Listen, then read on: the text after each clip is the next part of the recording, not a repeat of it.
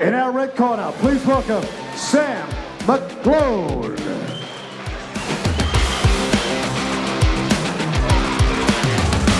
In our blue corner, Mikey Watson.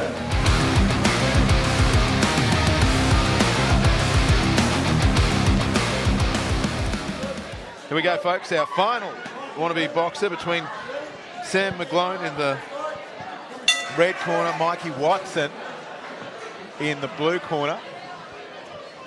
Mcglone with a nice long jab. Again, the footwork we're seeing in these novices, Reece. Nice early. Yeah, it's out of the 10 weeks, they must break it down like, all right, your first 2 weeks is nothing but footwork. Because, yeah, the kids, are, like everyone that's had a crack, oh, nice head movement with the receipt, as you call it, the counter. Yeah.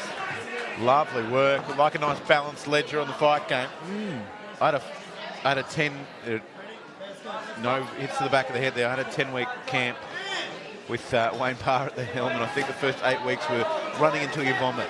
Yeah. it wasn't any of this fancy footwork stuff. No. See that giant hill? We're going to run up it in 30-degree heat. Oh, is that Wayne Parr's Burley run? Yeah, I don't miss that. I can see it from my job site, and I'm like, yep, I've seen it. That's good enough view for me. Beautiful work there. Mcglone, it was. Watson got out of the way of the punch that wasn't there. It ain't the one that was, unfortunately. Now, here's the moment. Even though there's 10 seconds left, it's a minute in when the shine wears off the occasion and everyone takes their first actual breath. You just start to see things really settle as Watson in and out. Some good footwork early. Has Watson got an NFT tattoo on his arm? It just looks like a horse head in a photo frame. I'm going to call it the NFT tattoo. Done. No, on that, I remember on that run, the famous wire run that a lot of people will know, up to the reservoir in Burleigh. I'm a terrible runner. Cerebral palsy does not go well with running. It's the way it works. And I remember being at the bottom of the hill, and Wayne, of course, supremely fit. And he said, look, what you've got to do is do not look up, because mentally it'll break you. It's such a big hill, it's going to break you. So I was like, all right, steam training. Just head down, just one foot in front of the other, get going. About a minute and a half in, I ran into a parked car because I couldn't see it. And he, being the ever-supportive man that he is, just pissed himself laughing for about 2.5 minutes and took photos. So, happy days. And we were still 4Ks from home. So, Watson in the white shorts, Mcglone in the red and black. Even first round. Mcglone possibly, I guess, on my unofficial card ahead. Watson trying the old double punch. Yeah. It's almost as good as the look away right hand that happens. Oh, Watson gets the duck and weave. It's very exaggerated, but it's working half the time. But again, those defensive techniques are only good if you keep your eyes open and watch the thing that's trying to hit you. You know what I mean? Like, so many people have watched too many Mike Tyson videos. There it is, see? Yeah. There was completely no need for that. Mcglone moves in. Big claps from Benny Marnie, one of Australia's brightest. It's going to put it out there because I'm protected by the internet. I'd flog Benny Marnie. In an eating comp, that is. Yeah, exactly. I was just trying to think of the sport that you actually beat him at. No, I don't even reckon I could beat him at golf, chess, or checkers. It's been a pleasure. Big right hand, watching that man grow into the sport of boxing. The coolest part, I think, for me, like I've always been a Benny fan, because, you know, early on in the Thai years, we were the same weight division.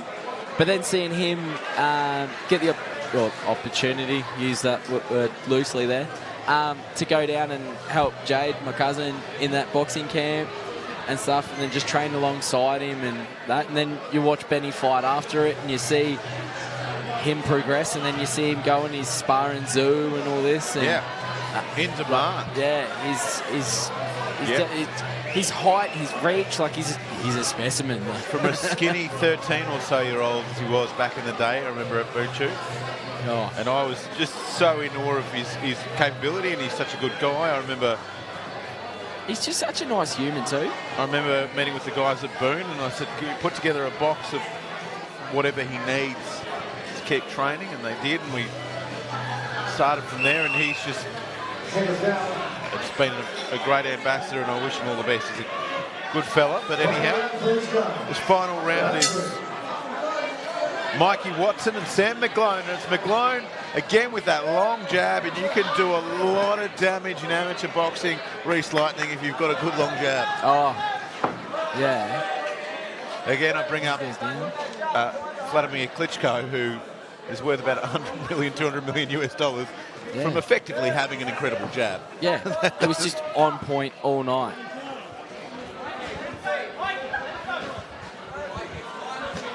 Big right hand there from Mcglone, and Watson using the head movement, and that slap was a nice overhand right. Unfortunately, with this headgear, you don't get bang for your buck if you clock someone.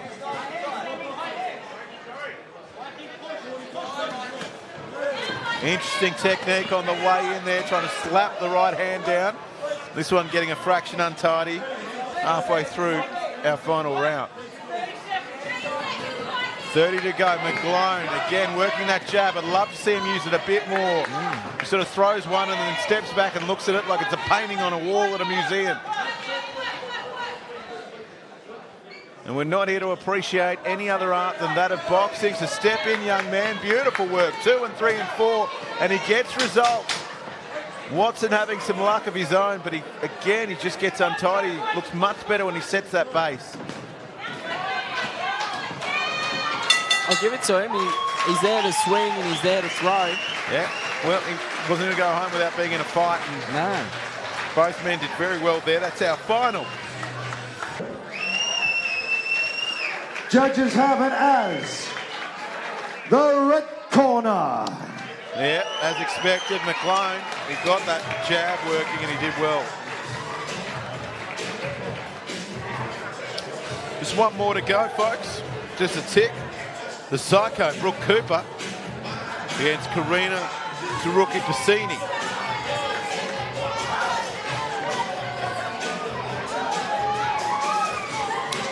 .63.1 kilos, the super lightweight WBC Australasian